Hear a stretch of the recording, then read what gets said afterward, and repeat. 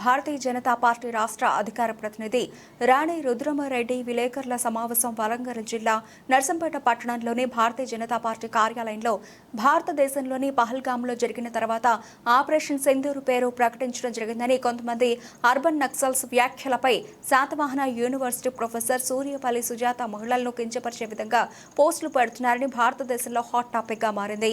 Operation Sindoor అంటే పహల్గామ్ దాడిలో మరణించిన కుటుంబాల పేరుతో ఆపరేషన్ సింధూర్ పేరు పెట్టడం జరిగింది. సీఎం రేవంత్ రెడ్డి స్పందించి ప్రొఫెసర్ సుజాతపై చర్యలు తీసుకోవాలని డిమాండ్ చేశారు. నాతో పాటు ఈరోజు ఈ ప్రెస్ కాన్ఫరెన్స్ లో పాల్గొంటున్నటువంటి ఓబీసీ మోర్చా రాష్ట్ర అధికార ప్రతినిధి గడ్డం ఆంజనేయులు గారు, మైబాద్ పార్లమెంటు కో కన్వీనర్ గట్ల రామచంద్రారెడ్డి గారు, వరంగల్ జిల్లా ఉపాధ్యక్షులు రేసు శ్రీనివాస్ గారు, వరంగల్ జిల్లా SC Morcha co convener Prithviraj గారు, నర్సంపేట టౌన్ ప్రెసిడెంట్ గూడూరు సందీప్ గారు, సీనియర్ నాయకులు రవీందర్ సింగ్ గారు, నర్సంపేట రూరల్ ప్రెసిడెంట్ అంబేద్కర్ గారు, నర్సంపేట టౌన్ జనరల్ సెక్రటరీ సోదరి సరిత గారు, జిల్లా కౌన్సిల్ మెంబర్లు మహేందర్ రెడ్డి గారి మిత్రులతో సహా నమస్కారం. ఈరోజు ఈ ప్రెస్ కాన్ఫరెన్స్ ఇక్కడ నిర్వహిస్తున్నటువంటి విషయం మనందరికి కూడా తెలుసు. పెహల్గామ్ సంఘటన జరిగిన తర్వాత భారతదేశం ఏ విధంగా రియాక్ట్ అవుతుంది, ఉగ్రవాదుల్ని ఎట్లా మట్టు పెడతామని చెప్పి భారతదేశం ఒకటే కాదు ప్రపంచమంతా కూడా ఎదురు చూస్తుంది. అటువంటి నేపథ్యంలో నిన్న జరిగినటువంటి ఆపరేషన్ సింధూర్ పై ప్రపంచమంతా హర్షాతిరేకాలు వ్యక్తపరుస్తూ శబాష్ భారత్ అంటుంటే, భారతదేశానికి వెన్నుదన్నుగా మద్దతు తెలిపి నిలబడుతుంటే, మన రాష్ట్రంలో కొంతమంది అర్బన్ నక్సల్స్, కొంతమంది దేశంలోనే విద్వేషాల్ని రెచ్చగొట్టేటటువంటి వాళ్ళు, కొంతమంది దేశ సౌభ్రాతృత్వాన్ని వాళ్ళ విమర్శిస్తూ దానికి భంగం కలిగించేటటువంటి వాళ్ళు మన రాష్ట్రంలో చాలా ఎక్కువ మంది తయారైంది. వాళ్ళు చేస్తున్నటువంటి విద్వేషపూరితమైనటువంటి వ్యాఖ్యలు, వాళ్ళు సోషల్ మీడియాలో పెడుతున్నటువంటి పోస్టులు సమాజానికి చాలా నష్టాన్ని కలిగజేసేటటువంటి విధంగా ఉన్నాయి, విఘాతం కలిగేటటువంటి విధంగా ఉంది. నిన్న శాతవాహన యూనివర్సిటీ ప్రొఫెసర్ వారు కేవలం ప్రొఫెసరే కాదు, తెలంగాణ విద్యా కమిషన్కి అడ్వైజరీ కమిటీ సభ్యురాలుగా కూడా ఉంది. అటువంటి ఉన్నతమైనటువంటి స్థానంలో ఉన్నటువంటి ప్రొఫెసర్ సూర్యపల్లి సుజాత గారు సోషల్ మీడియాలో వారి పర్సనల్ అకౌంట్స్లో పెట్టినటువంటి పోస్టింగ్లు ఏవైతే ఉన్నాయో వాటిని భారతీయ జనతా పార్టీ తీవ్రంగా ఖండిస్తోంది. వీటిపైన చర్య తీసుకొని రాష్ట్ర ముఖ్యమంత్రి రేవంత్ రెడ్డి గారు ఇమ్మీడియట్గా ఈ అంశం పైన వారు వివరణ తెప్పించుకొని వారిపైన చర్య తీసుకోవాలి అని చెప్పి భారతీయ జనతా పార్టీగా మేము డిమాండ్ చేస్తాం. అసలు ఎంత అలసు అయిపోయిందండి ఇవాళ. దేశం అంటే, యుద్ధం అంటే, ఆ యుద్ధంలో ప్రాణాలు పోగొట్టుకునేటువంటి సైనికులంటే, అసలు పెహల్గామ్ సంఘటన ఎందుకు జరిగింది? వెళ్ళి అమాయకులైనటువంటి పర్యాటకులను పాకిస్తాన్ టెర్రరిస్టులు వాళ్ళను పట్టుకొని మీరు హిందువులా ముస్లింలా అని అడిగి మరీ హిందూ మతానికి సంబంధించినటువంటి మగవాళ్లను వాళ్ళ భార్యల ముంగట, వాళ్ళ బిడ్డల ముంగట కాల్చి చంపింది కదా. ఇవాళ 26 మంది భారతీయ హిందూ పురుషులు చనిపోతే, వాళ్ళ భార్యలు పసుపు కుంకుమాలు కోల్పోతే, వాళ్ళ భార్యల నుదుట సింధూరాన్ని తుడిచేసినటువంటి టెర్రరిస్టులకి వాళ్ళకి బుద్ధి చెప్పేటటువంటి ఆపరేషన్ పేరే ఆపరేషన్ సింధూర్ అని పెట్టి, ఆపరేషన్ సింధూర్ అని పెట్టడానికి గల కారణం అది.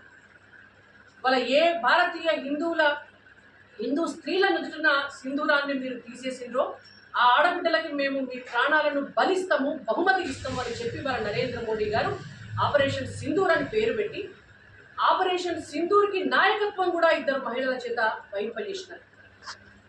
ఇవాళ భారతీయ మహిళలు వంట చేయడం ఒకటే కాదు, ఇల్లు చక్కదిద్దుకోవడం ఒకటే కాదు, అవసరమైతే యుద్ధ క్షేత్రంలోకి పోయి కూడా తీవ్రవాదులని హతమార్చి పాకిస్తాన్ లాంటి దేశం వెన్నులో వణుకు పుట్టిస్తారు మా ఆడబిడ్డలు అని చెప్పి ఒక సమాధానం పాకిస్తాన్కు చూపించాలని వాళ్ళ నరేంద్ర మోడీ గారు అంత గొప్ప ఆపరేషన్ నిర్వహిస్తే మహిళల సారథ్యంలో నడిస్తే ఇవాళ ఆపరేషన్ సింధూర్ని గేలి చేసుకొచ్చేటటువంటి పాకిస్తాన్ టెర్రరిస్టుల కంటే వీళ్ళు ఎక్కువ దేశద్రోహులు, వీళ్ళ వల్లనే ఎక్కువ నష్టం.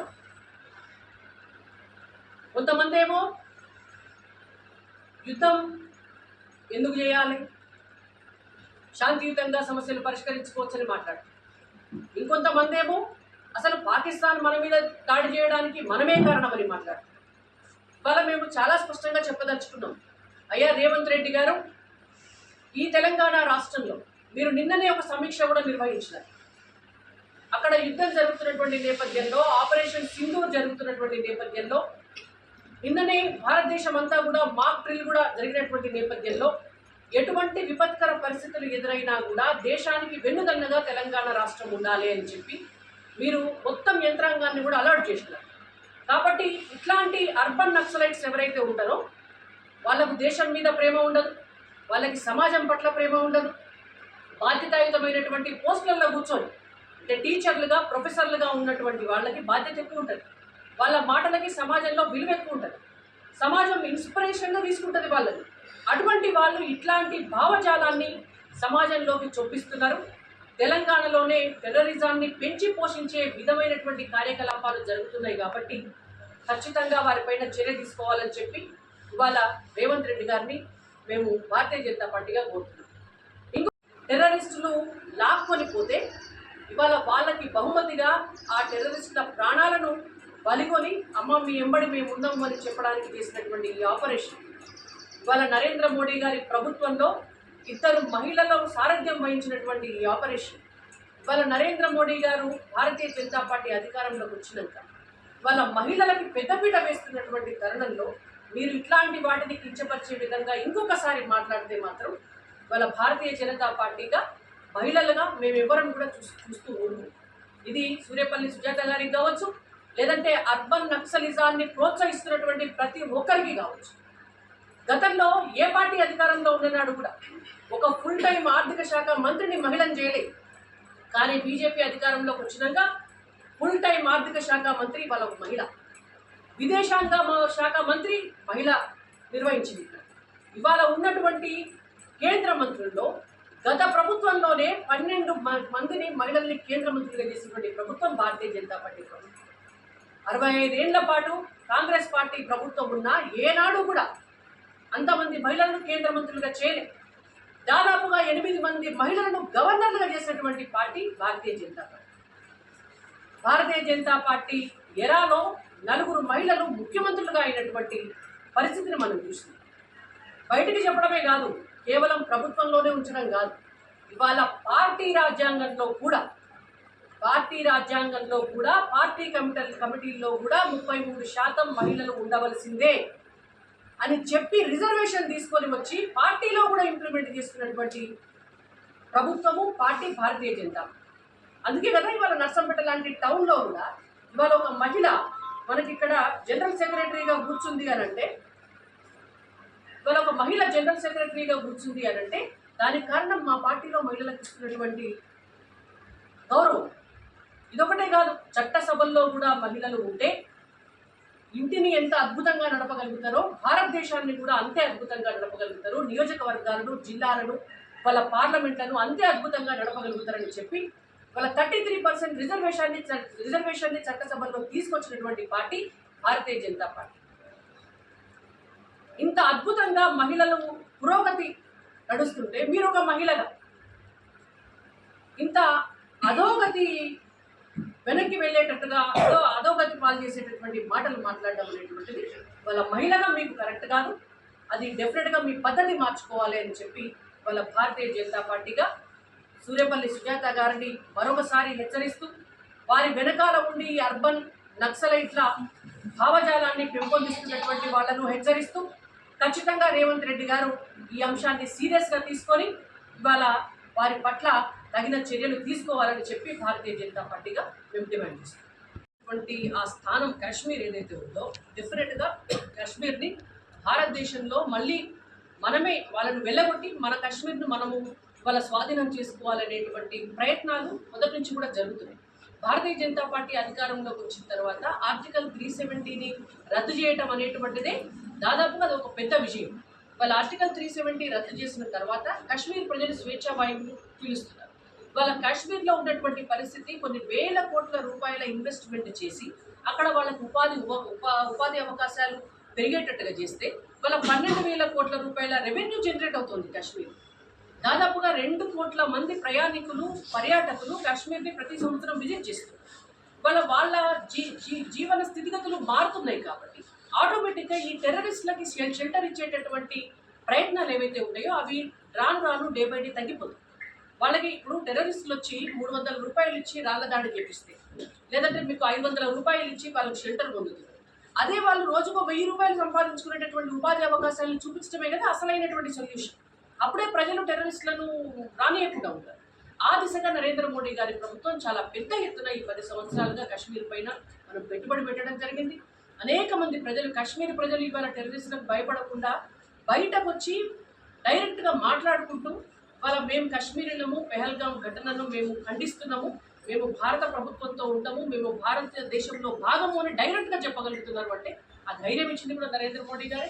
డెఫినెట్గా మీరు చూస్తూ ఉండండి, నిన్న జరిగినటువంటి ఆపరేషన్ సింధూర్ ఒకటే కాదు, భవిష్యత్తులో ఏ కాశ్మీర్లో అయితే మేము ఆక్రమించుకున్నాము అని పాకిస్తాన్ భావిస్తుందో డెఫినెట్గా ఆ ఆక్రమించుకున్నటువంటి ప్రాంతం అంతా కూడా మన స్వాధీనంలోకి వస్తుంది.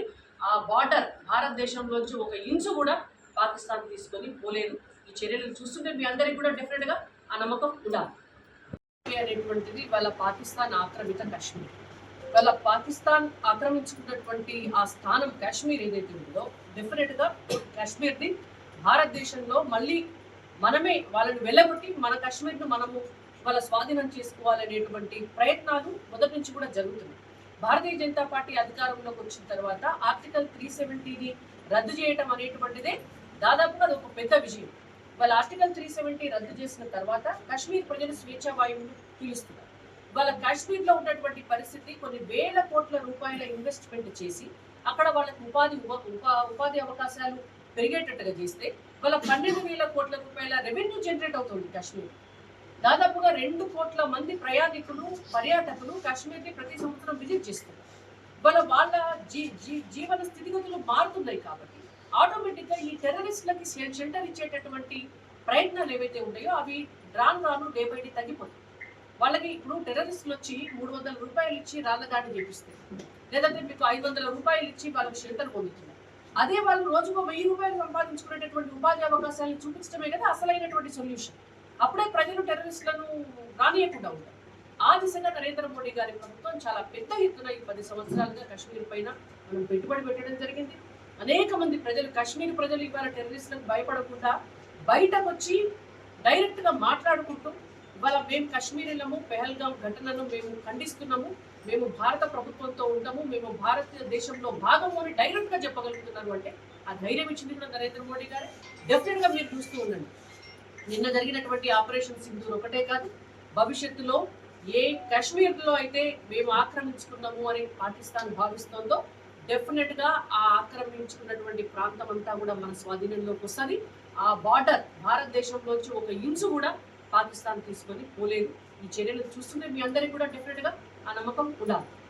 మార్చి పాకిస్తాన్ లాంటి దేశం వెన్నులో వణుకు పుట్టిస్తారు మా ఆడబిడ్డలు అని చెప్పి ఒక సమాధానం పాకిస్తాన్కు చూపించాలని వాళ్ళ నరేంద్ర మోడీ గారు అంత గొప్ప ఆపరేషన్ నిర్వహిస్తే, మహిళల సారథ్యంలో నడిస్తే, ఇవాళ ఆపరేషన్ సింధూర్ని గేలి చేసుకుంటా, ఎగతాళి చేసుకుంటా, యుద్ధాన్ని ఎగతాళి చేసుకుంటా రకరకాల పోస్టులు పెట్టడం అనేటువంటిది ఇవాళ మన దేశంలోనే బయట వచ్చేటటువంటి పాకిస్తాన్ టెర్రరిస్టుల కంటే వీళ్ళు ఎక్కువ దేశద్రోహులు. వీళ్ళ వల్లనే ఎక్కువ నష్టం. కొంతమంది ఏమో యుద్ధం ఎందుకు చేయాలి, శాంతియుతంగా సమస్యలు పరిష్కరించుకోవచ్చని మాట్లాడుతారు. ఇంకొంతమంది ఏమో అసలు పాకిస్తాన్ మన మీద దాడి చేయడానికి మనమే కారణమని మాట్లాడుతారు. ఇవాళ మేము చాలా స్పష్టంగా చెప్పదలుచుకున్నాం, అయ్యా రేవంత్ రెడ్డి గారు, ఈ తెలంగాణ రాష్ట్రంలో మీరు నిన్ననే ఒక సమీక్ష కూడా నిర్వహించినారు. అక్కడ యుద్ధం జరుగుతున్నటువంటి నేపథ్యంలో, ఆపరేషన్ సింధూర్ జరుగుతున్నటువంటి నేపథ్యంలో, నిన్ననే భారతదేశం అంతా కూడా మాక్ డ్రిల్ కూడా జరిగినటువంటి నేపథ్యంలో ఎటువంటి విపత్కర పరిస్థితులు ఎదురైనా కూడా దేశానికి వెన్నుదన్నుగా తెలంగాణ రాష్ట్రం ఉండాలి అని చెప్పి మీరు మొత్తం యంత్రాంగాన్ని కూడా అలర్ట్ చేసినారు. కాబట్టి ఇట్లాంటి అర్బన్ నక్సలైట్స్ ఎవరైతే ఉంటారో వాళ్ళకు దేశం మీద ప్రేమ ఉండదు, వాళ్ళకి సమాజం పట్ల ప్రేమ ఉండదు. బాధ్యతాయుతమైనటువంటి పోస్టులలో కూర్చొని అంటే టీచర్లుగా ప్రొఫెసర్లుగా ఉన్నటువంటి వాళ్ళకి బాధ్యత ఎక్కువ ఉంటుంది. వాళ్ళ మాటలకి సమాజంలో విలువ ఎక్కువ ఉంటుంది. సమాజం ఇన్స్పిరేషన్గా తీసుకుంటుంది వాళ్ళని. అటువంటి వాళ్ళు ఇట్లాంటి భావజాలాన్ని సమాజంలోకి చొప్పిస్తున్నారు. తెలంగాణలోనే టెర్రరిజాన్ని పెంచి పోషించే విధమైనటువంటి కార్యకలాపాలు జరుగుతున్నాయి. కాబట్టి ఖచ్చితంగా వారిపైన చర్య తీసుకోవాలని చెప్పి ఇవాళ రేవంత్ రెడ్డి గారిని మేము భారతీయ జనతా పార్టీగా కోరుతున్నాం. ఇంకొక విషయం తలుచుకున్నాం. అమ్మా, మీరు మహిళగా ఉన్నారు. ఇవాళ మహిళల నుదుట సింధూరం టెర్రరిస్టులు లాక్కొని పోతే ఇవాళ వాళ్ళకి బహుమతిగా ఆ టెర్రరిస్టుల ప్రాణాలను బలికొని అమ్మ మీ ఎంబడి మేము ఉన్నాము అని చెప్పడానికి చేసినటువంటి ఈ ఆపరేషన్ ఇవాళ నరేంద్ర మోడీ గారి ప్రభుత్వంలో 2 మహిళలు సారథ్యం వహించినటువంటి ఈ ఆపరేషన్ ఇవాళ నరేంద్ర మోడీ గారు భారతీయ జనతా పార్టీ అధికారంలోకి వచ్చినాక వాళ్ళ మహిళలకి పెద్దపీట వేస్తున్నటువంటి తరుణంలో మీరు ఇట్లాంటి వాటిని కించపరిచే విధంగా ఇంకొకసారి మాట్లాడితే మాత్రం వాళ్ళ భారతీయ జనతా పార్టీగా మహిళలుగా మేము ఎవరం కూడా చూస్తూ ఊరుకుంటాం. ఇది సూర్యపల్లి సుజాత గారికి కావచ్చు, లేదంటే అర్బన్ నక్సలిజాన్ని ప్రోత్సహిస్తున్నటువంటి ప్రతి ఒక్కరికి కావచ్చు. గతంలో ఏ పార్టీ అధికారంలో ఉన్ననాడు కూడా ఒక ఫుల్ టైం ఆర్థిక శాఖ మంత్రిని మహిళను చేయలేదు. కానీ బీజేపీ అధికారంలోకి వచ్చినాక ఫుల్ టైం ఆర్థిక శాఖ మంత్రి వాళ్ళ ఒక మహిళ, విదేశాంగ శాఖ మంత్రి మహిళ నిర్వహించింది. ఇక్కడ ఇవాళ ఉన్నటువంటి కేంద్ర మంత్రుల్లో గత ప్రభుత్వంలోనే 12 మందిని మహిళల్ని కేంద్ర మంత్రిగా చేసినటువంటి ప్రభుత్వం భారతీయ జనతా పార్టీ ప్రభుత్వం. 65 ఏళ్ల పాటు కాంగ్రెస్ పార్టీ ప్రభుత్వం ఉన్నా ఏనాడు కూడా అంతమంది మహిళలను కేంద్ర మంత్రులుగా చేయలేదు. దాదాపుగా 8 మంది మహిళలను గవర్నర్లుగా చేసినటువంటి పార్టీ భారతీయ జనతా పార్టీ.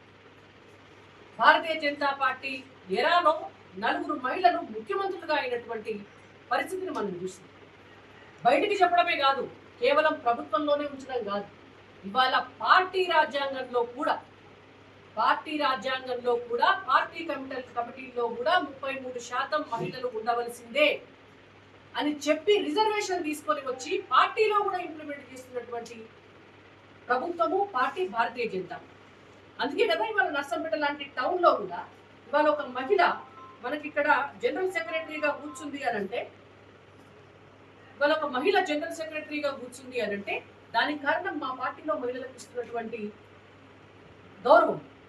ఇదొకటే కాదు, చట్టసభల్లో కూడా మహిళలు ఉంటే ఇంటిని ఎంత అద్భుతంగా నడపగలుగుతారో భారతదేశాన్ని కూడా అంతే అద్భుతంగా నడపగలుగుతారు. నియోజకవర్గాలను, జిల్లాలను, వాళ్ళ పార్లమెంట్లను అంతే అద్భుతంగా నడపగలుగుతారని చెప్పి వాళ్ళ 33% రిజర్వేషన్ ని చట్టసభలో తీసుకొచ్చినటువంటి పార్టీ భారతీయ జనతా.